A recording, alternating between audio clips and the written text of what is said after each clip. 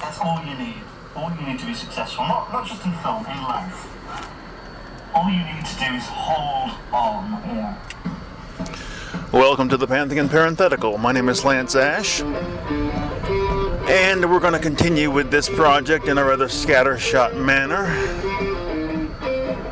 To that end, let me tell you that my 8th grade homeroom teacher's name was David Rice.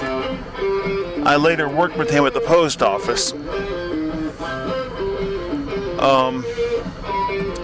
8th grade was an even-numbered grade, so therefore we had a class trip. The class trip that year was to Washington, D.C. Strangely enough, it took place after school ended. About a week into summer vacation, we went back to school, met, and drove up to Washington, D.C. in the school's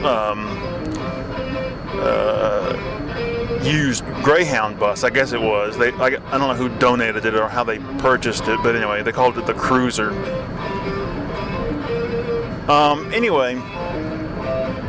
So within a year of that trip, I also went to Washington, D.C. with my parents and my sister.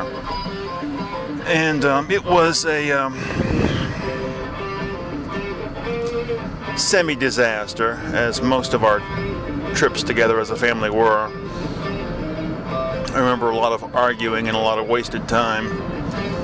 I'll give you the best example of a horrible trip that we took was to about a year of within a year of going to Washington D.C. with my parents.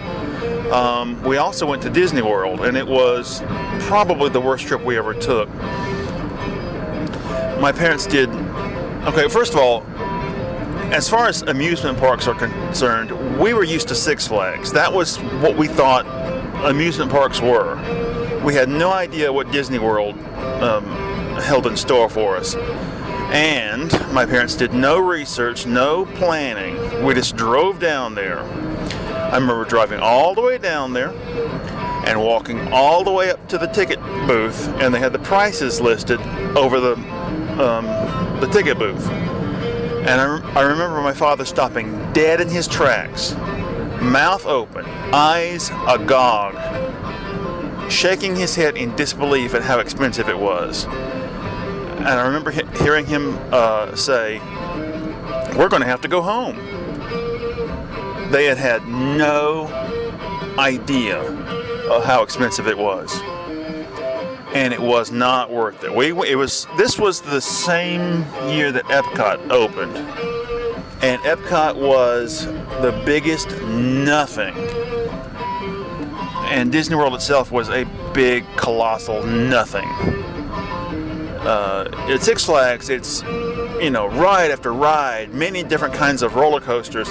Disney World, the rides are just an excuse for you to go through a three-dimensional representation of Disney,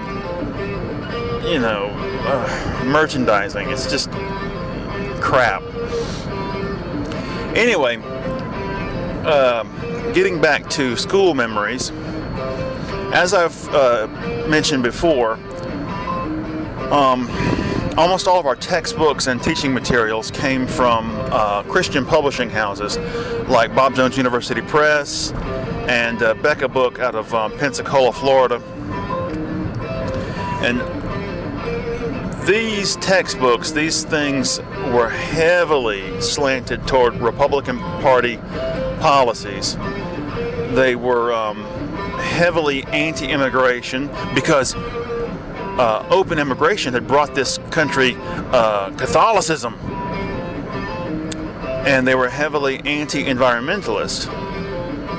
And staying with the latter theme, I remember one day in science class, the science teacher going on and on about these crazy environmentalists who had succeeded in getting a number of everyday household chemicals banned. Why, if you pump a lab rat full of any substance, they're going to get a tumor.